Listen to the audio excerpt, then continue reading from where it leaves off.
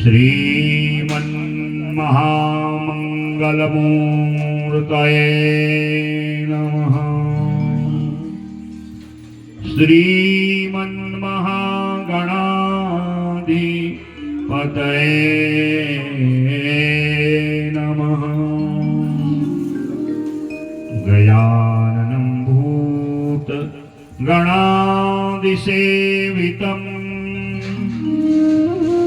कपित्थजम्बूफलचारुभक्षणम् उमासुतं शोकविनाशकारकम्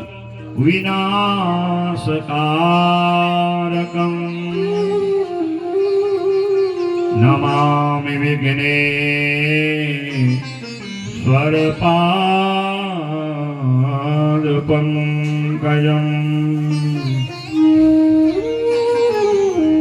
नारायणं नमस्कृत्य नरं चैव नरोत्तमं देवीं सरस्वतीं व्यासं ततो जयमुदीरये।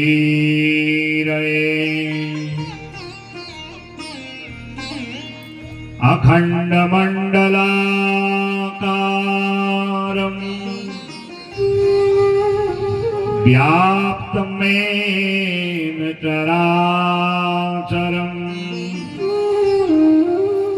तत्पदं दर्शितं येन तस्मै श्री गुरवे नमः। यं प्रव्रजन्तमनुपेतमपेतकृत्यम्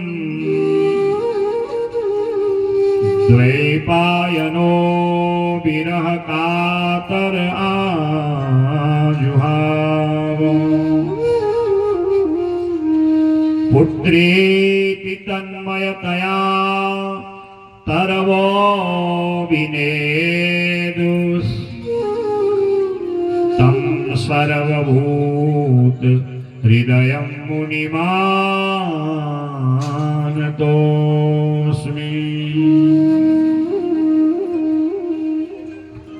यं ब्रह्मा वरुणेन्द्ररुद्रमरुतः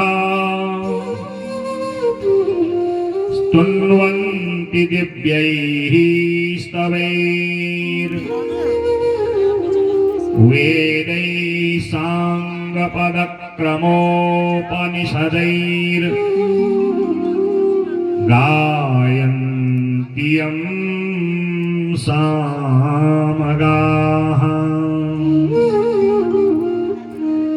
ध्यानावस्थिततद्गतेन मनसा पश्यन्ति यं योगिनो यस्यान्तं न विदुः सुरगणा सुरासुरगणा देवाय तस्मै नमः। विश्वानि देव सवितर्दुरितानि परासु यद्वदरं तन्नासु।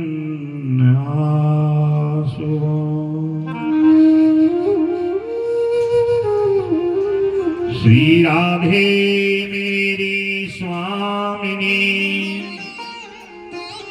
मैं श्री राधे जू को दास। जन्म जन्म मोहे दीजियो श्री वृंदावन को वास। जय जय श्री राधारमण, जय जय नवल किशोर, जय गोपी चित चोर प्रभु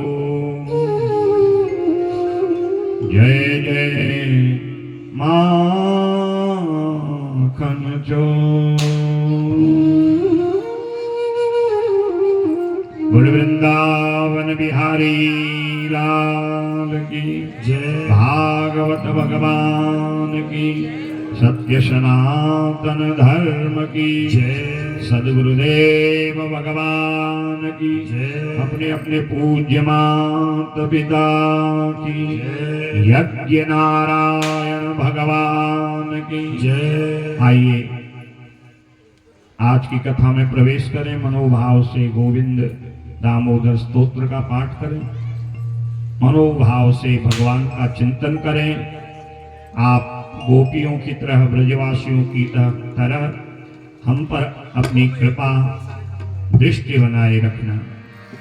करारविंदेन पदारविंदं मुखारविंदे विनिवेशयन्तं वटस्य पत्रस्य सुकेशयानं बालं मुकुन्दं मनसा नमामि। अग्रे कुरुणा अथ पाण्डवानां दुःशासनेन धृतवास्तकेशा कृष्णा तदा दोषदनन्यनाथा गोविन्द दामोदर माधवेति। श्रीकृष्ण विष्णु मधुकैटभारे भक्तानुकम्पिन् भगवन् मुरारे ध्यायस्व मां केशवलोकनाथ गोविन्द दामोदर माधवेति। गृहे गृहे गो भवदोषमोहा रतीक्ष्णं जलसारिकाणां स्थलागिरं वा चैतुं प्रवृत्तो गोविन्द दामोदर माधवेति। गृहे गृहे गो भवतु कदम्बः सर्वे मिलित्वा समवाययो वै पुण्यानि नामानि पठन्ति नित्यं गोविन्द दामोदर माधवेति। मन्दारमूले वदनाभिरामं बिम्बाधरे पूरितवेणुनादं गोगोपगोपी जनमाद्यस्वस्थं गोविन्द दामोदर माधवेति।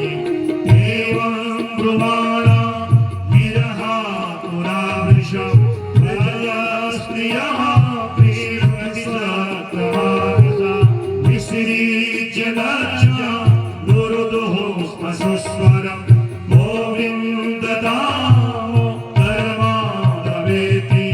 जिह्वे रसज्ञे मधुरा प्रियात्वं सत्यं हृतं त्वां परमं वदामि। आवरणेथा मधुराक्षराणि गोविन्द दामोदर माधवेति। प्रासीद विष्णु रघुवंशनाथ सुरासुराणां सुखदुःखहेतो रोरोद सीताकामु समुद्रमध्ये गोविन्द दामोदर माधवेति। संसारकूपे पतितोऽड्यगाधे मोहान्धपूर्णे विषयाभितप्ते करावलम्बं मम देहि विष्णु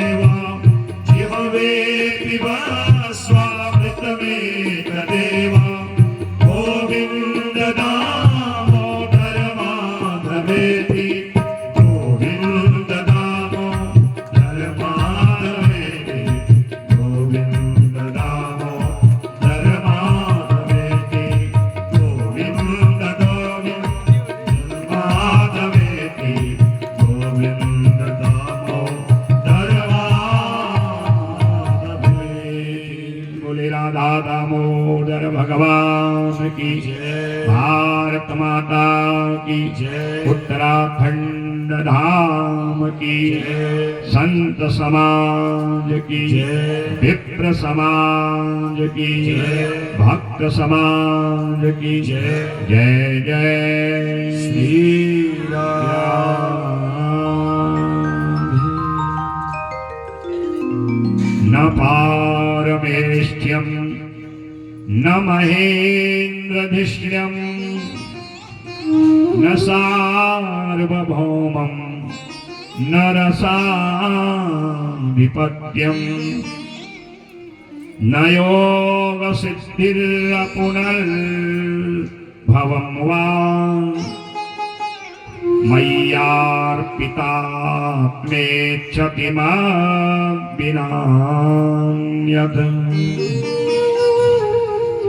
परम मंगलमय भागवत महापुराण कल्प वृक्ष परमहंस संहिता को नमन करते हुए अपने पूज्य माता पिता सद्गुरुदेव इष्ट परम आराध्या इष्ट को वृंदावन बिहारी लाल को नमन करते हुए विप्र मंडली संत मंडली को नमन करते हुए आप सभी के हृदय में विराजमान आत्मस्वरूप सच्चिदानंद घन कृष्ण चंद्र राधावर को नमन करते हुए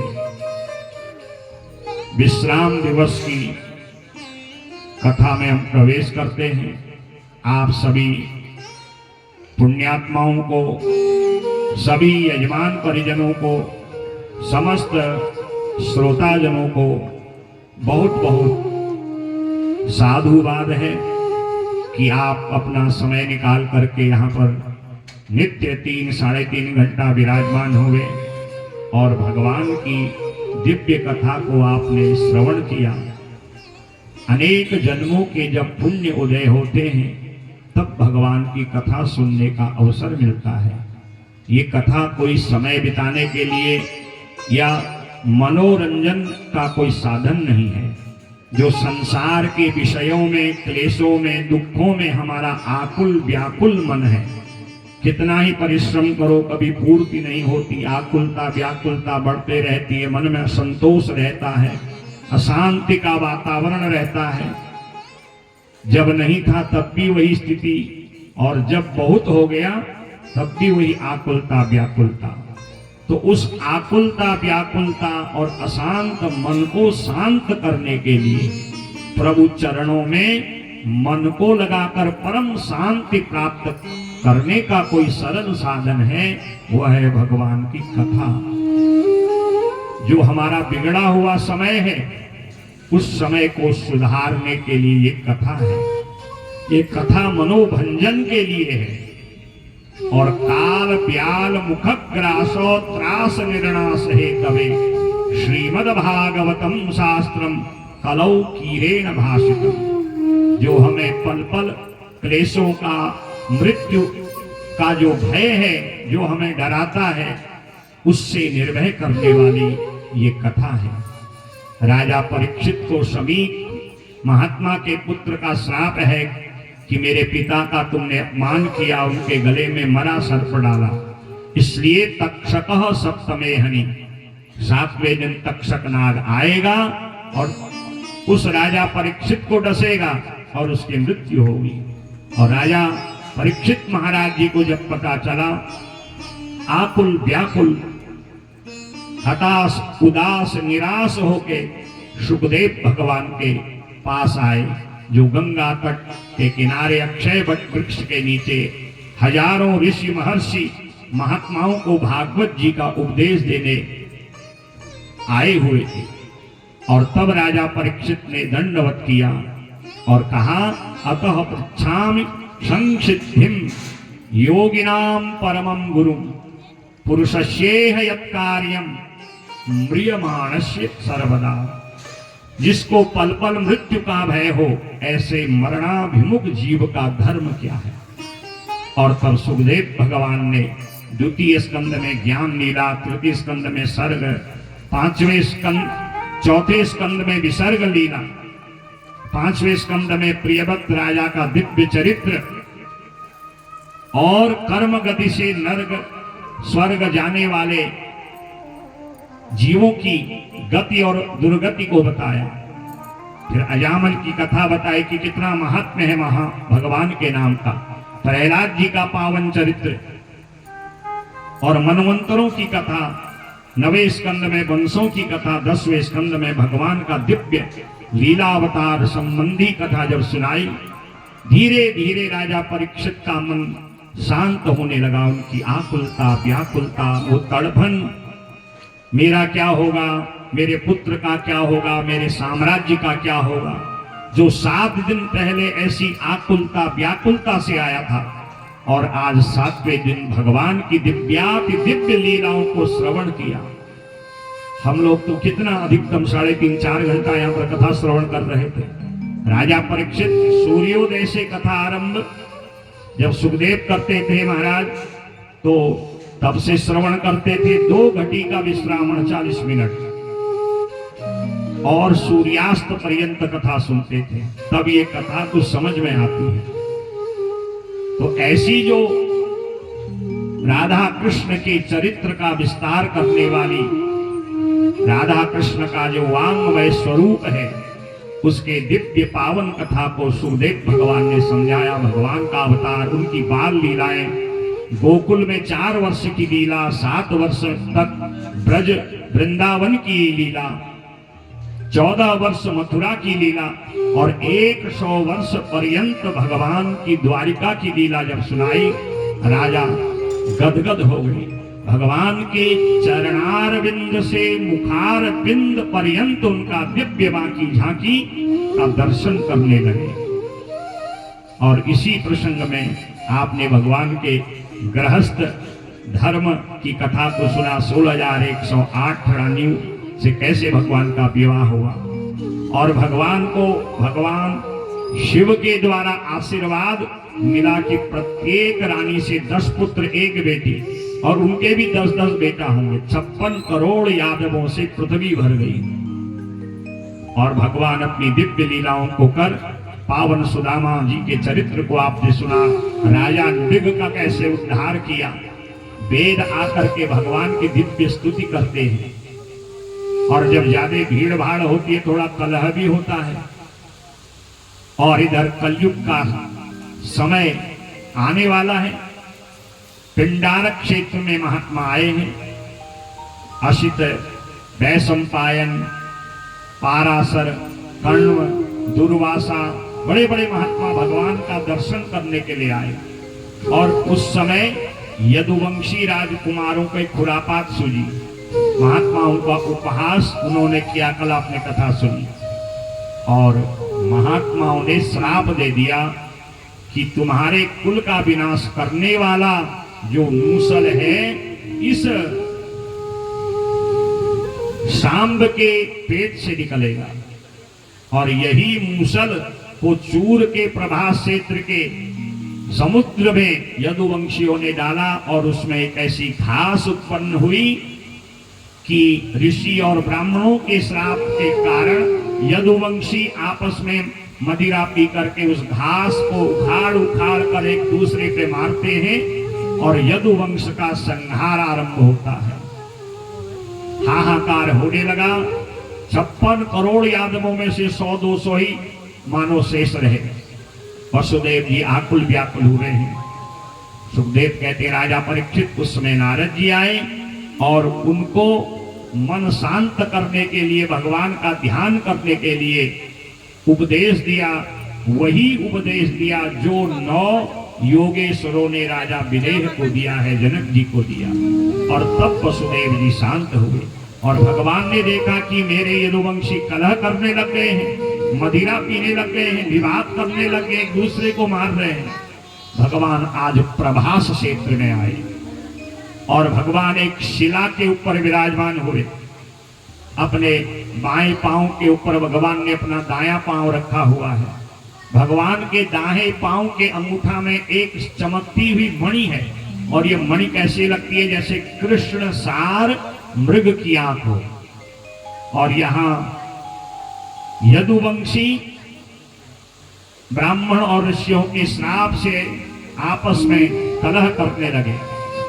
भगवान को प्रभास क्षेत्र में आता देख बड़े बड़े ऋषि, महर्षि, राजर्षि, देवर्षि नारद सहित उद्धव, अक्रूर आदि बड़े बड़े महात्मा आए और भगवान के महाप्रयाण अर्थात गोलोक जाने का समय हो गया है ऐसा जान करके आकुल व्याकुल हो गए। आज भगवान स्वयं उस प्रभास क्षेत्र में ऋषि, महर्षि, राजर्षि, उद्धव, अक्रूर आदि महात्माओं को दिव्याति दिव्य भागवत का उपदेश प्रदान करते हैं और कहते हैं ये जो कलयुग है बड़ा भयंकर युग है और इस कलयुग में केवल एक परम औषधि है और वह है भगवान के नाम की। कलयुग केवल नाम आधारा, सुमिर सुमिर नर उतरहि पारा। इस कलयुग में सबसे सरल साधन है भगवत प्राप्ति का कि आप नाम जपते रहिए, काम करते रहिए। नाम जपते रहो, काम करते रहो। कलयुग में न अधिक कोई जप है, न बड़ा तप है, न बड़ा यज्ञ है, न योग है, न साधन है। कलयुग जोग यज्ञ नहीं जाना, एक आधार राम गुण गाना। और जिनको कलयुग के भय से आकुलता व्याकुलता होती है उनको भागवत जी की कथा का लाभ लेना चाहिए। आज मैत्रेय महात्मा, उद्धव महात्मा, ऋषि, महर्षि आदि सबको जब भगवान भागवत का उपदेश देने लगे उद्धव जी आकुल व्याकुल हो गए। और आज भगवान उद्धव से कहते मैं जानता हूं कि तुम क्यों आकुल व्याकुल हो, क्योंकि आप मेरा वियोग शयन सहन नहीं कर सकते। और आपको पता है आप जैसे जो परम भक्त हैं मुझे क्यों प्रिय हैं, क्योंकि आप दुनिया में रह करके शरीर से कार्य करते हो पर मन से मेरा भजन करते हो। न तथा में प्रियतमो आत्मयोनिर्न शंकरः न च संकर्षणो न श्री नैवात्मा च यथा भवान। आप जैसे भक्तों को मैं इसीलिए प्रेम करता हूं क्योंकि आप निरंतर सब कुछ छोड़ के मुझसे प्रेम करते हैं और मेरे लिए अपना सब कुछ अर्पण कर देते हैं, जो कि स्वयं उद्धव महाराज परम ज्ञानी हैं, बृहस्पति जी के शिष्य हैं, परंतु आज भगवान के वियोग को सहन करने की सामर्थ्य उनके अंदर भी नहीं है। तो कहते हैं मैं इतना प्रेम न अपनी लक्ष्मी से करता हूं, न भगवान शिव से करता हूं, न अपने भाई अपने दाऊ भैया संकर्षण से। चौ यथा भगवान, आप जैसे परम प्रेमी भक्त सदा मुझे बहुत प्रिय हैं। और भगवान वहां पर आज दिव्य भागवत का उपदेश प्रदान करते हैं। अब इस धराधाम को छोड़ने का समय आ गया है। मैं राधा सहित गोलोक को प्रस्थान कर रहा हूं। जब ऐसा भगवान ने कहा तो सब आकुल व्याकुल हुए। भगवान आपके बिना इस कलयुग में हाहाकार हो जाएगा। तब भगवान कहते हैं भले ही मैं गोलोक को प्रस्थान कर रहा हूं परंतु मेरा ज्ञान स्वरूप, मेरा वैराग्य स्वरूप, मेरा भक्ति स्वरूप जो ज्ञान है वो इस भागवत जी में प्रवेश कर जाएगा। अर्थात मैं अक्षर रूप में, वांगमय रूप में इस भागवत जी में प्रवेश कर रहा हूं। जैसा मेरा स्वरूप है वैसे ही भागवत जी का स्वरूप होगा। जो कलयुग में भागवत जी की कथा को सुनेंगे, भागवत जी की कथा को गाएंगे, भागवत जी के श्लोकों को सुनाएंगे और भागवत जी के श्लोकों को वाणी से उच्चारण करेंगे, उनको कलयुग कभी अपना प्रभाव नहीं दिखा पाएगा। इस प्रकार भगवान ने दिव्याति दिव्य ज्ञान के द्वारा 3 जो है मार्ग बताए हैं।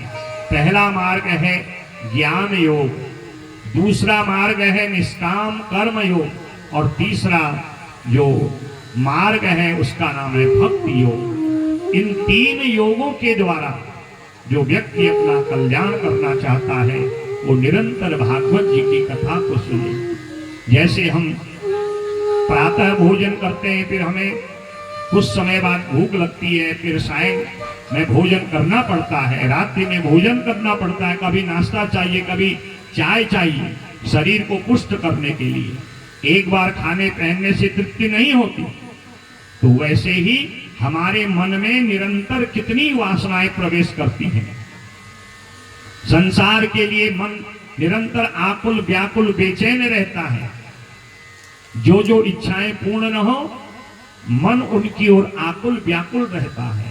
तो उस आकुलता व्याकुलता को शांत करने के लिए नित्य भागवत जी की कथाओं का आश्रय लेना चाहिए। और इस प्रकार भगवान ने वहां उद्धव आदि को 3 योगों का ज्ञान दिया, ज्ञान योग, निष्काम कर्म योग और भक्ति योग।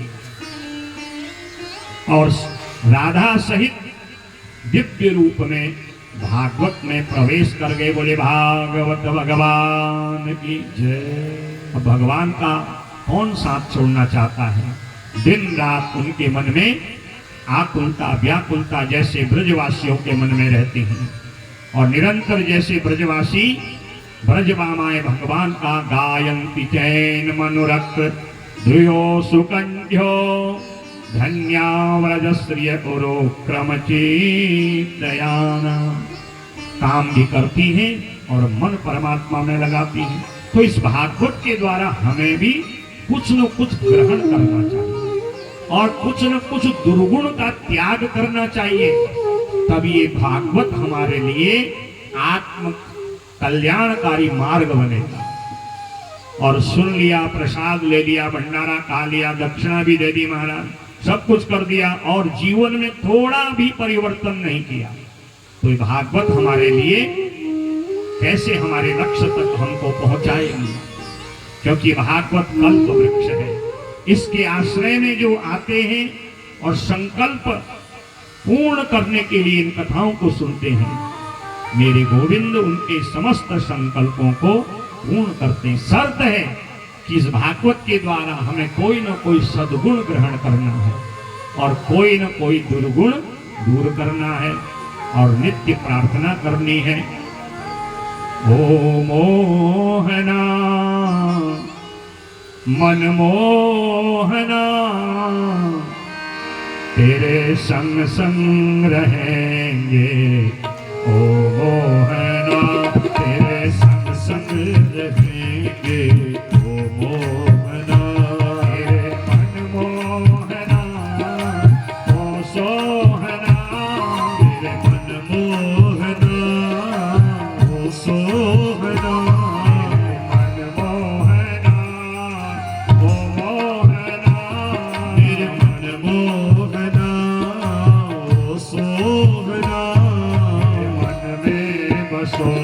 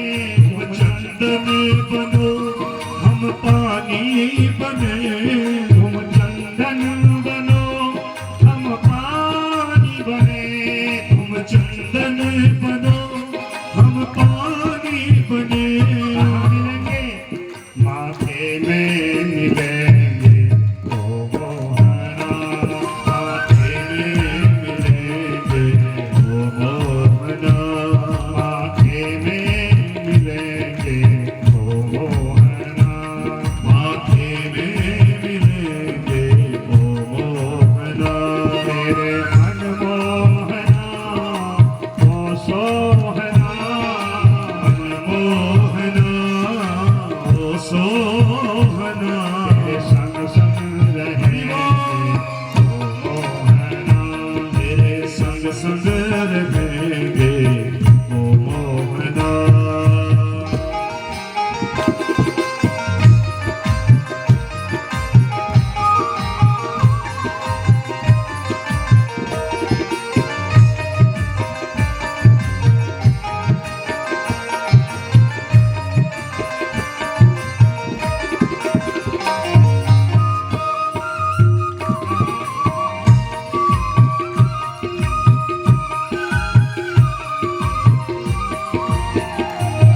तुम पुष्प बनो हम धागा बने, तुम पुष्प बनो हम धागा बने, तुम पुष्प बनो हम धागा बने, तुम पुष्प बनो हम धागा बने। कहाँ मिलेंगे? माला में मिलेंगे ओ मोहना, माला में मिलेंगे ओ मोहना, माला में मिलेंगे ओ मोहना, माला में मिलेंगे ओ मोहना।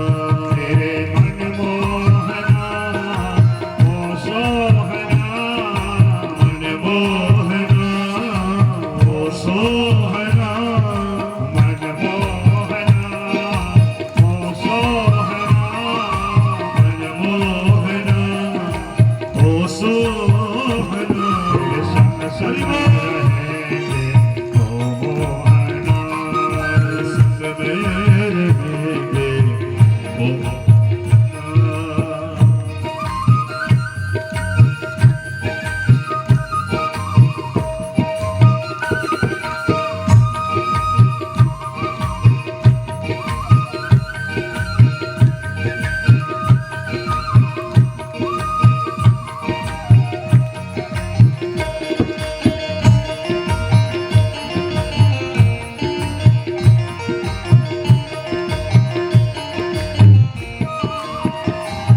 तुम राधा बनो हम सखियां बने, तुम राधा बनो हम सखियां बने, तुम राधा बनो हम सखियां बने, तुम राधा बनो हम सखियां बने। कहाँ मिलेंगे? वृंदावन में हरि बोल ओ मोहना, वृंदावन में मिलेंगे ओ मोहना। तेरे मन मोहना ओ सोहना, तेरे मन मोहना ओ सोहना। तेरे संग संग रहेंगे ओ मोहना, तेरे संग संग रहेंगे ओ मोहना।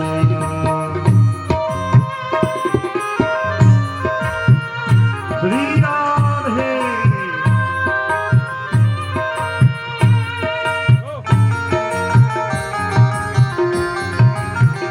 हरि बोल।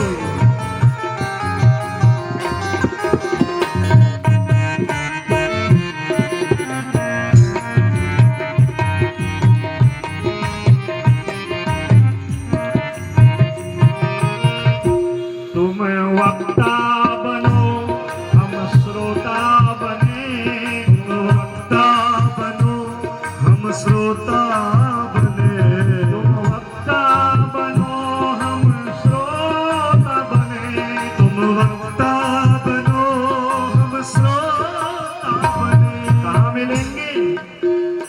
भागवत में मिलेंगे ओ मोहना, भागवत में मिलेंगे ओ मोहना। तेरे मन मोहना ओ सोहना, मन मोहना ओ सोहना। तेरे मन मोहना ओ सोहना, मन मोहना ओ सोहना। संग में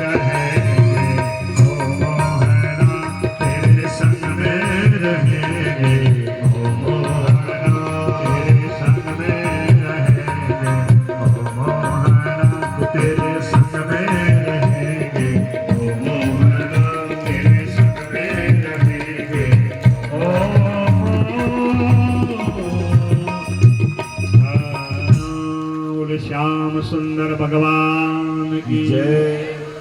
ऐसे जो मन का भाव रखते हैं कि आप हमारे हैं, हम आपके हैं, आपके बिना हमारा और कोई नहीं है, तदीयता त्वदीयता मदीयता, इस प्रकार से जो प्रेम करते हुए रसिक बन के भगवान की भक्ति करते हैं, वो चाहे गृहस्थ में हो, व्यापार में हो, चाहे वो ऑफिस में ही क्यों न हो, उसका जैसी भी दिनचर्या है वो अपने काम को करे, काम को ही धर्म माने, और जो भी वो करे मैं भगवान के लिए, ठाकुर जी के लिए कर रहा हूं, मैं कन्हैया के लिए कर रहा हूं, मैं अपने इष्ट के लिए कर रहा हूं, फिर आपको कहीं जाने की आवश्यकता नहीं है।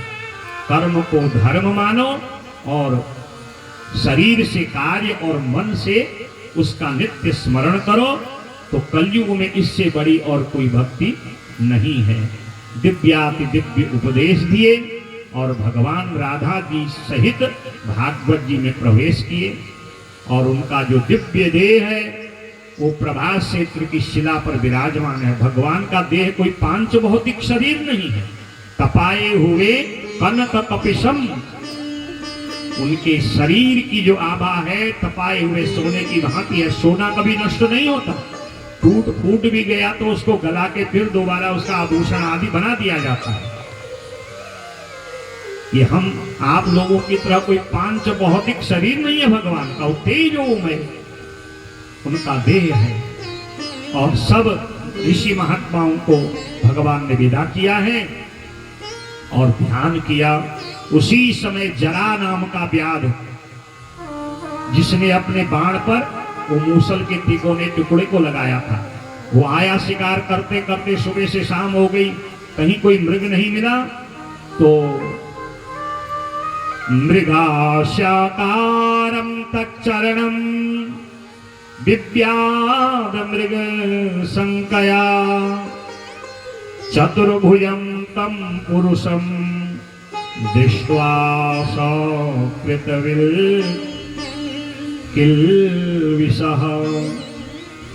और इधर भगवान के चरणों पर जो दायां अंगूठा है ना, उस पर जो चमकती हुई मणि वो कैसे लगती है, कृष्ण सार मृग की भांति। ये क्या समझा कोई कृष्ण सार मृग है, उसको समझ के भगवान के चरणों की ओर बाण मारा। और इधर रामः समुद्र वेलायाम योगमास्थाय पौरुषम प्रत्याज लोकम मानुष्यम संयोयात्मानमात्मनि। प्रभात काल में बलभद्र भगवान, शंकर्षण भगवान बलराम जी प्रभास क्षेत्र में आए हैं। समुद्र ने उनका स्वागत किया, और वो तो शेषाशायी भगवान है, और समुद्र में प्रवेश कर गए। जहां से आए वहीं अंतर्धान हो गए, उसी में मिल गए। बोले बलभद्र भगवान की जय, शंकर्षण नारायण की जय। और इस जरा नाम के व्याध ने जब भगवान के चरण पर बाण मारा और जब गया, भगवान उस समय अपने चतुर्भुज रूप में थे। भीतः पपात शिरसा पादयोरसुरद्विषः, डर के मारे कांपा, भगवान के चरण पकड़ लिए।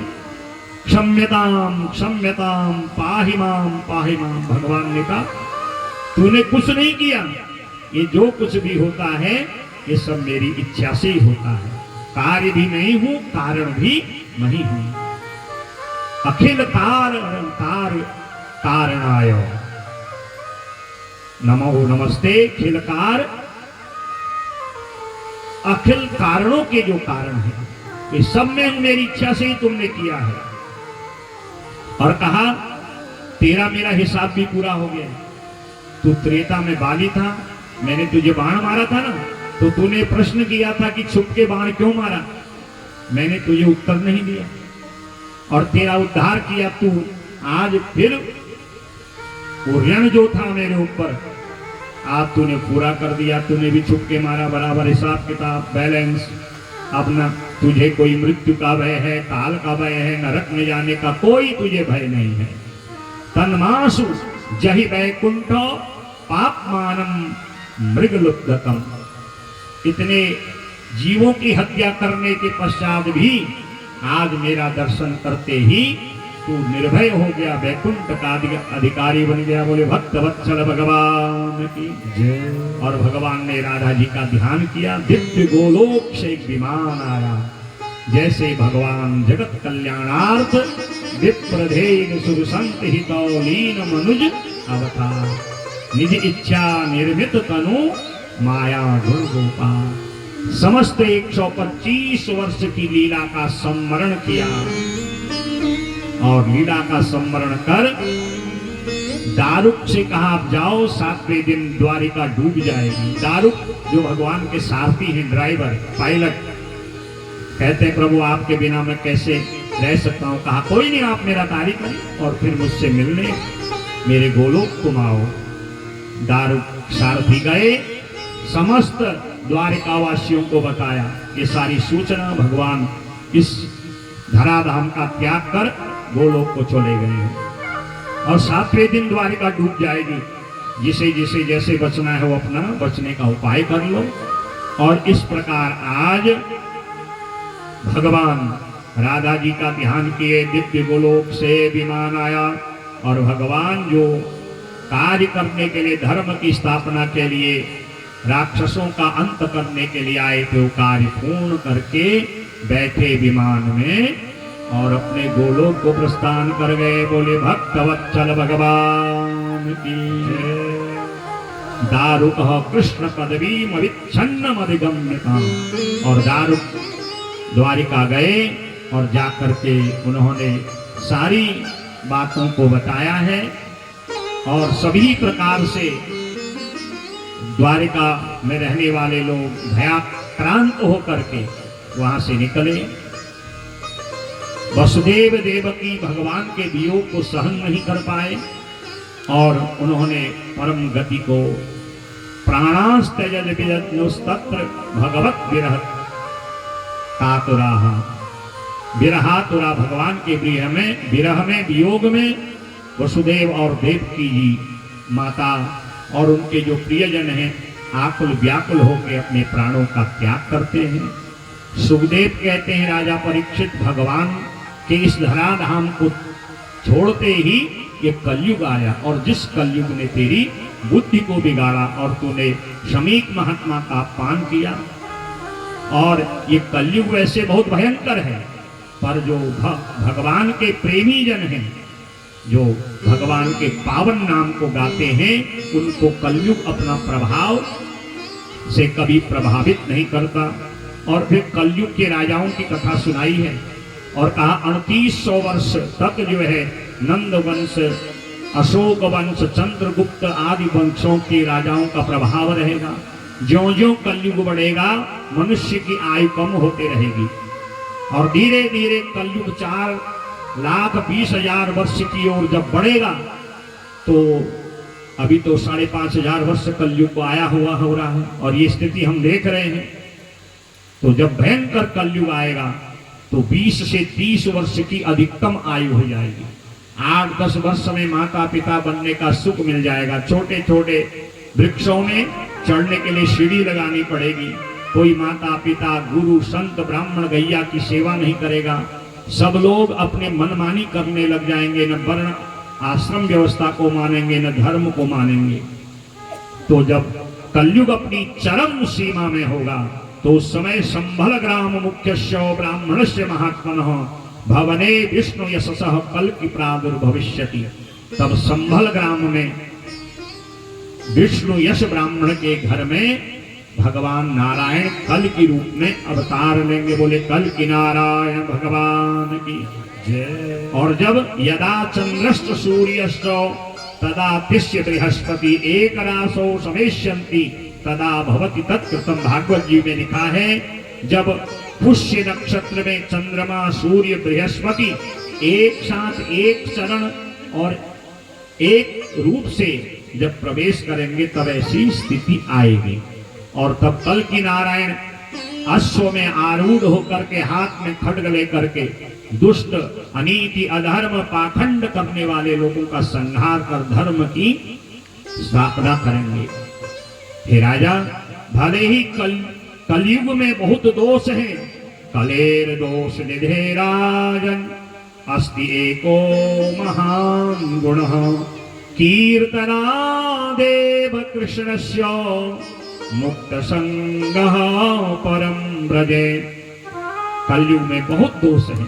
अन्न खाओ उसमें दोष, वस्तु लाओ उसमें दोष, व्यवहार में दोष, वाणी में दोष, मन में तो कितने दोष हैं। तो इन दोषों के निराकरण के लिए सरल साधन है कलयुग केवल नाम आधारा। कलयुग केवल नाम आधारा। सुमिर सुमिर नर उतरहि पारा। सुमिर सुमिर नर उतरहि पारा।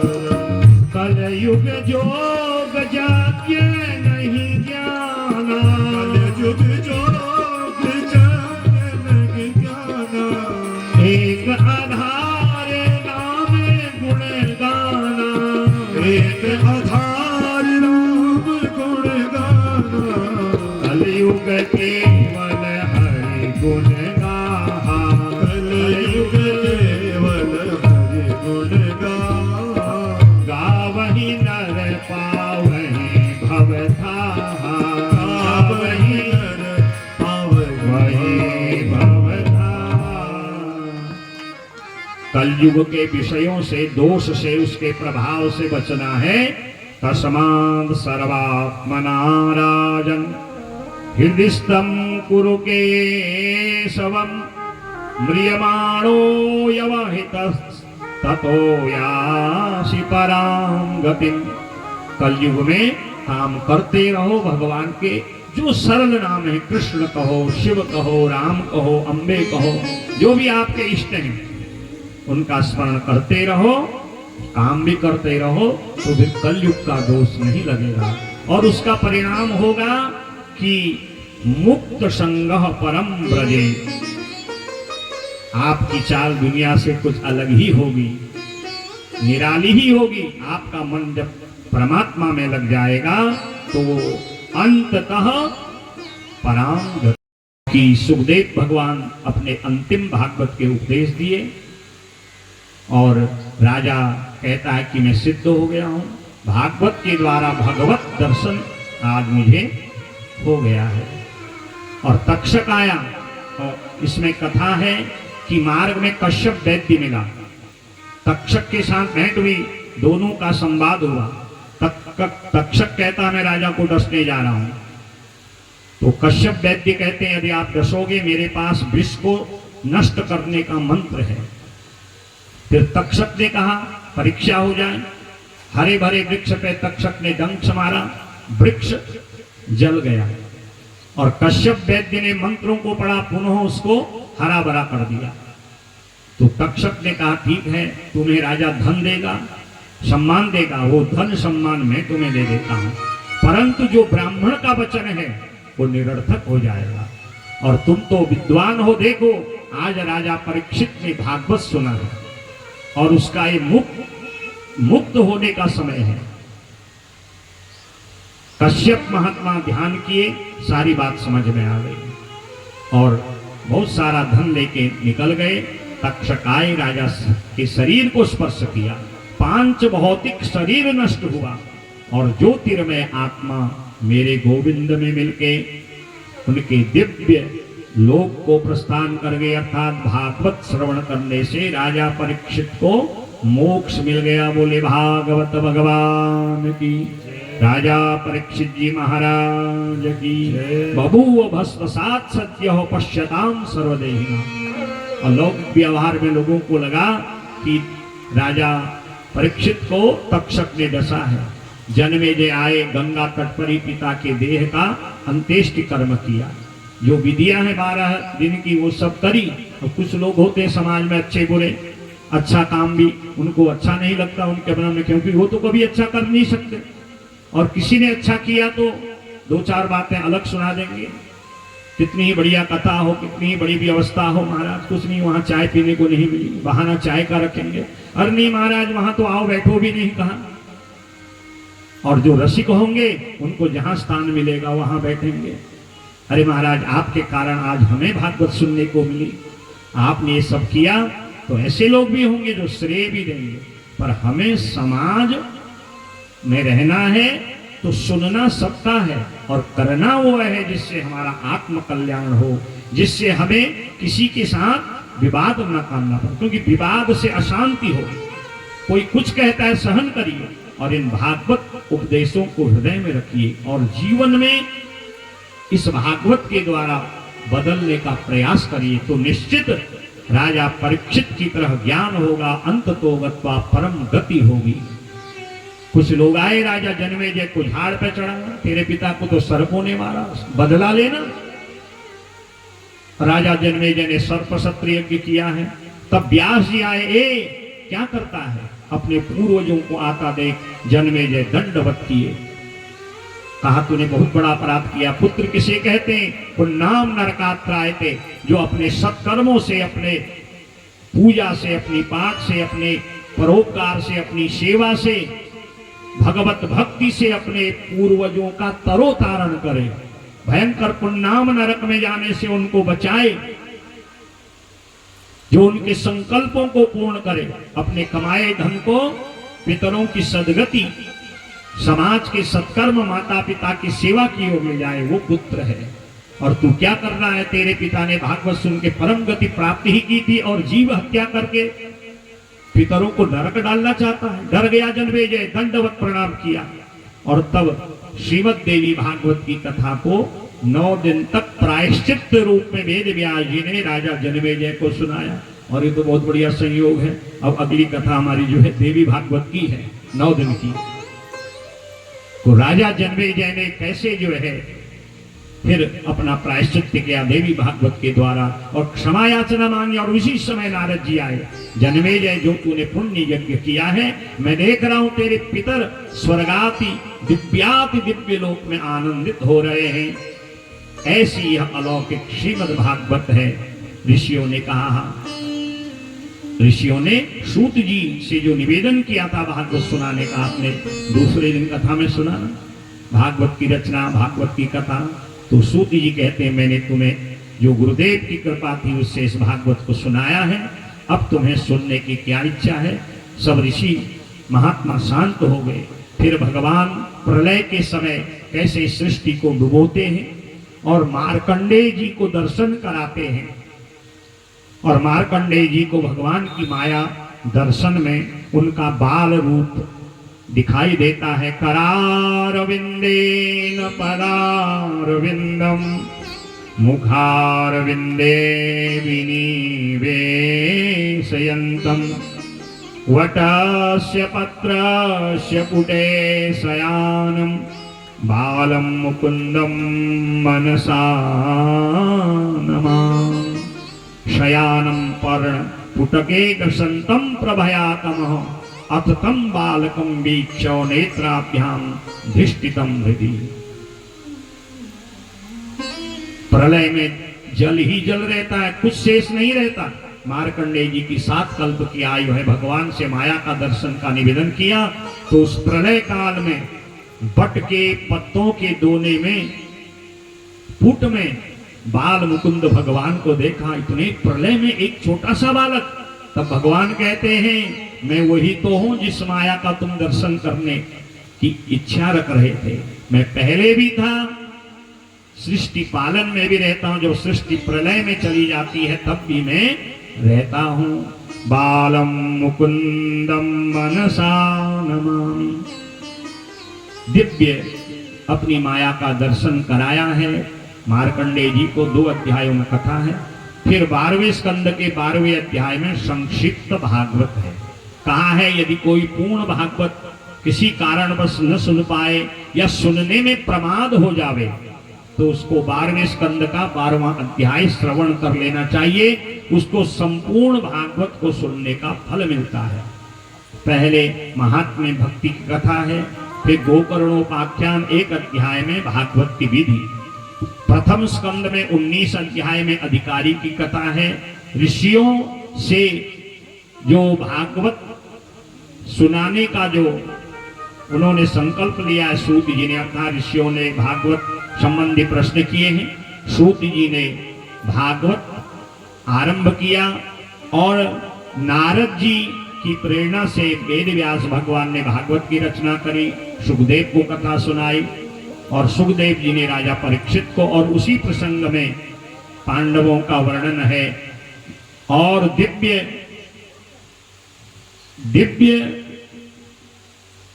भीष्म महाराज की सदगति और परीक्षित के जन्म की कथा, परीक्षित को श्रापित होना, प्रथम स्कंद को विश्राम, द्वितीय स्कंद में 10 अध्याय में ज्ञान लीला, सुखदेव परीक्षित संवाद, चतुश्लोकी भागवत, भागवत के 10 लक्षण, तृतीय स्कंद में सर्ग की कथा है, विदुर मैत्री संवाद, जिसमें कपिल नारायण अवतार, शुकर अवतार की दिव्य कथा है। चतुर्थ स्कंद में धर्म अर्थ काम मोक्ष 4 प्रकरण हैं और उन प्रकरणों में विस्तार से धर्म प्रकरण में सती शिव दक्ष की कथा, अर्थ प्रकरण में ध्रुव जी की कथा,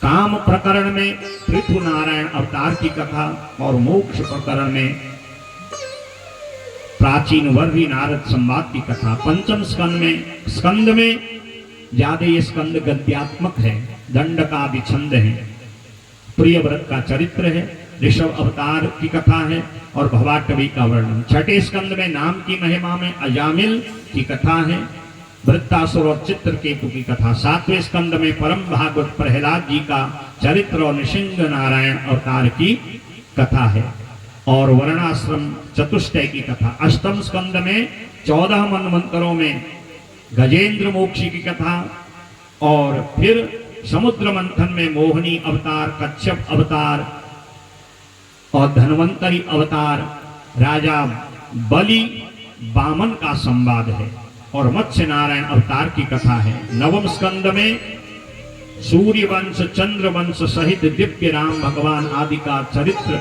विस्तार पूर्वक है।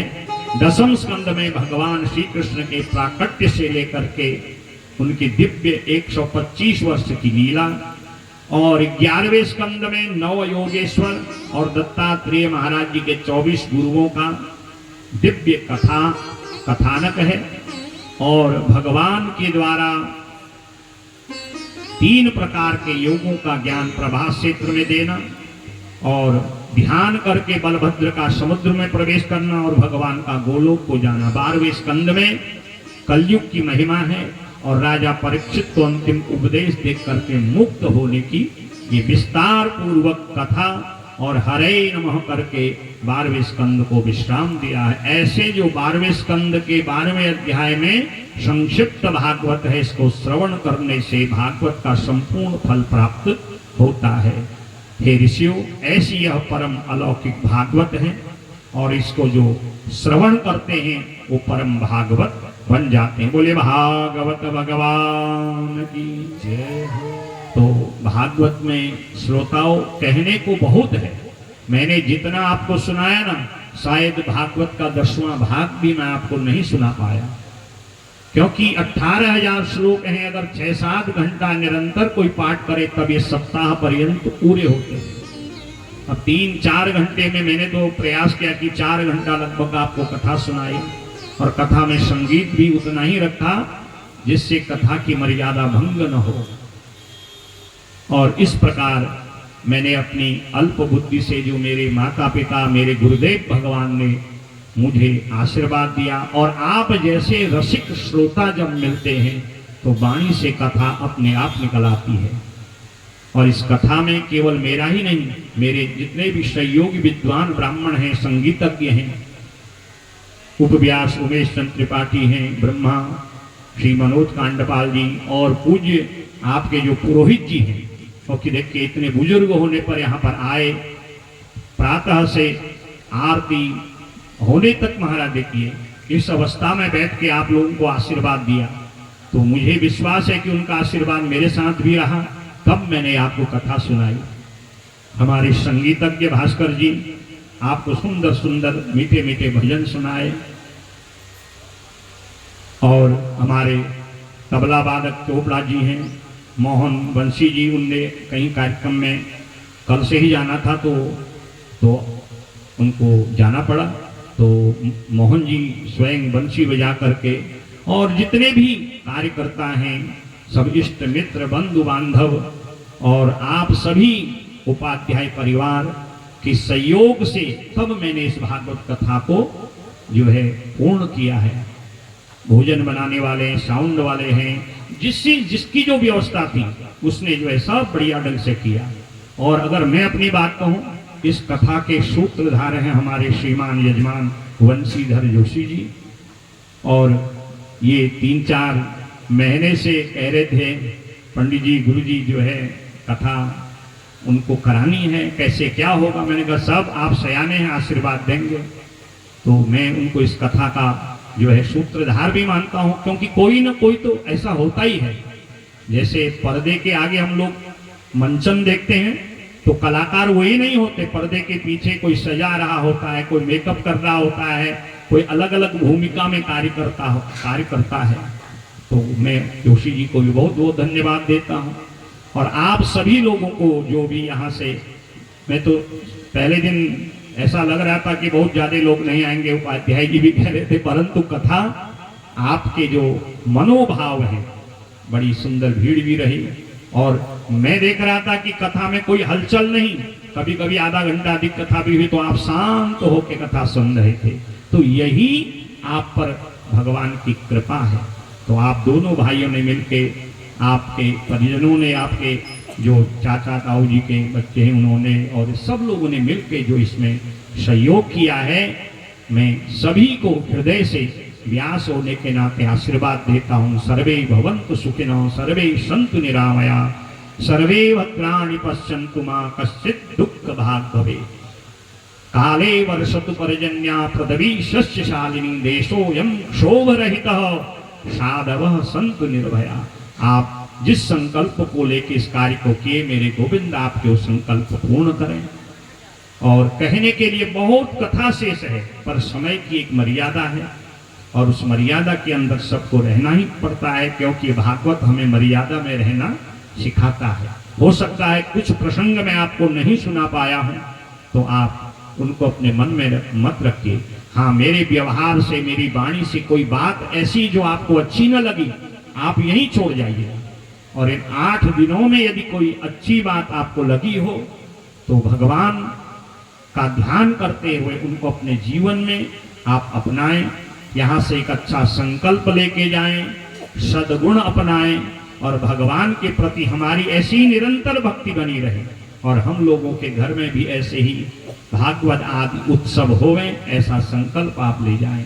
तो मैं पुनः सभी लोगों को, यजमान परिजनों को, श्रीमान लोग चंद्र जी को, हरीश चंद्र जी को और सभी आपके, अब नाम भूल जा रहा हूँ ना, गोविंद वल्लभ जी को और आपके प्रेम वल्लभ जी, सभी को जो है बहुत बहुत धन्यवाद देता हूँ। बिल्कुल मैंने जो समय बताया उसी समय के अनुसार आपने काम किया और तभी ये हमारा कार्य आज अपने विश्राम की ओर है, क्योंकि कथा को पूर्ण नहीं किया जाता, कथा विश्राम होती है। क्योंकि ये विश्राम हुई, अब अगली कथा चलेगी, फिर अगली कथा चलेगी, ये कभी पूर्ण नहीं होती। कथा पूर्ण होगी ऐसा नहीं, कथा को अब विश्राम होता है। और भागवत जी में लिखा है कि श्रोता वक्ता को भागवत के श्लोक बोलना चाहिए। मैं बोलूं, मेरे साथ 2 श्लोकों का उच्चारण करें, फिर एक संकीर्तन करके फिर व्यास पूजन, पुस्तक पूजन आदि करें।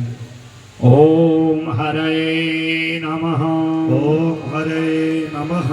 भवे भवे भवे भवे यथा भक्तिः भक्तिः पादयोस् पादयोस्तव तव जायते जायते तथा कुरुष्व तथा कुरुष्व देवेश देवेश नाथस्त्वं नो नाथस्त्वं नो यतः प्रभो यतः प्रभो नाम संकीर्तनं यस्य नाम संकीर्तनं यस्य सर्वपाप प्रणाशनं सर्वपाप प्रणाशनं प्रणामो दुःख शमनस् प्रणामो दुःख समनस् तं नमामि हरिं परं हरिं परं हरये नमः। हरये नमः।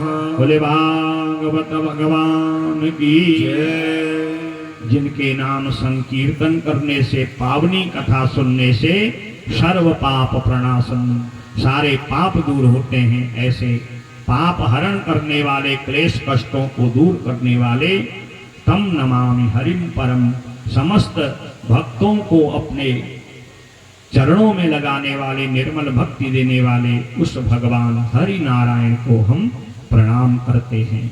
श्रीमन नारायण नारायण हरि हरि, श्रीमन नारायण नारायण हरि हरि, भजन नारायण नारायण हरि हरि, नारायण नारायण हरि हरि, गुरु नारायण नारायण हरि हरि, गुरु नारायण नारायण हरि हरि, सत्य नारायण नारायण हरि हरि, सत्य नारायण नारायण हरि हरि, माता नारायण नारायण हरि हरि, माता नारायण नारायण हरि हरि, पिता नारायण नारायण हरि हरि, पिता नारायण नारायण हरि हरि, व्यास नारायण नारायण हरि हरि,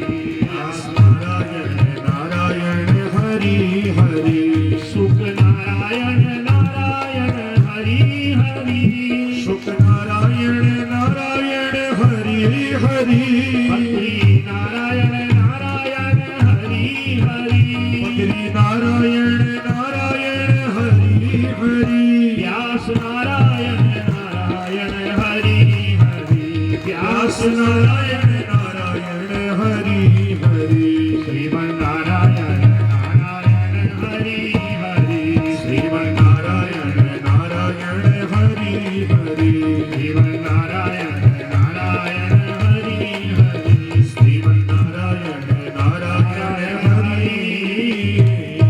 बोले वृंदावन बिहारी लाल की जय, भागवत भगवान की जय, धर्म की जय हो, अधर्म का नाश हो, प्राणियों में सद्भावना हो, विश्व का कल्याण हो, हर हर हर जय जय श्री राम। यहीं पर मैं अपनी वाणी को विश्राम देता हूँ, फिर कभी भगवत कृपा होगी तो आपका पुनः दर्शन होगा।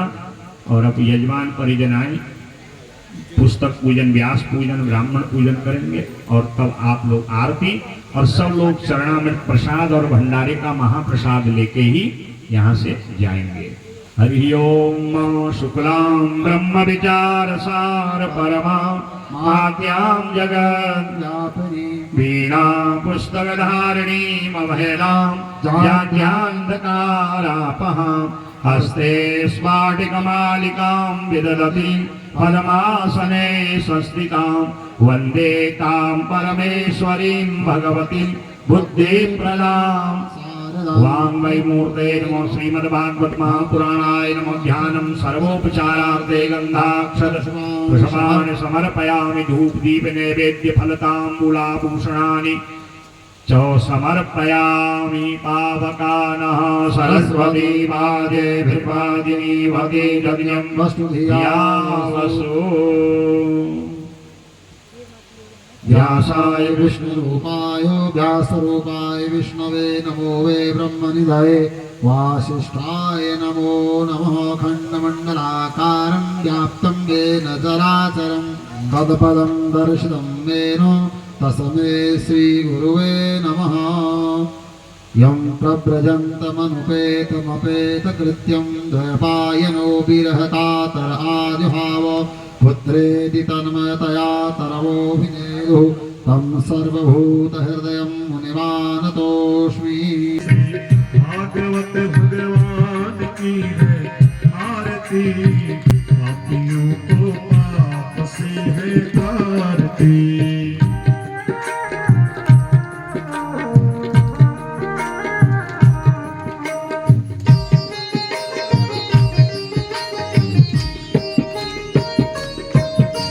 ये अमर ग्रंथ ये मुक्ति पंथ ये पंचम वेद निराला नव ज्योति जगाने वाला।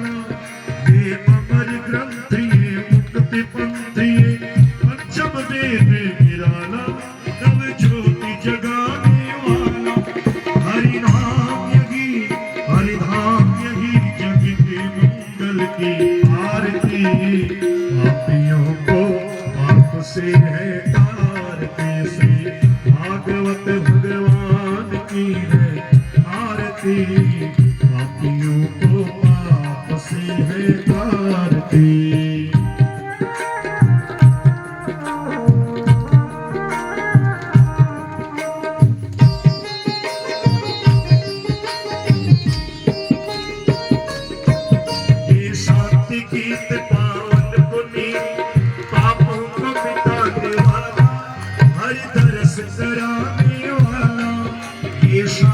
गीत पावन पुनीत पापों को मिटाने वाला हरि दरस कराने वाला है सुख करनी दुख हरनी गोद में की आरती पापियों को पाप से तार की श्री भागवत भगवान की है आरती पापियों को पाप से है तार की ये मधुर बोल जगवंत खोल सन्मार्ग बताने वाला बिगड़ी को बनाने वाला ये मधुर बोल जगवंत खोल सन्मार्ग बताने वाला बिगड़ी को बनाने वाला श्री राम की घनश्याम यही श्री राम की घनश्याम यही प्रभु की महिमा की आरती पापियों को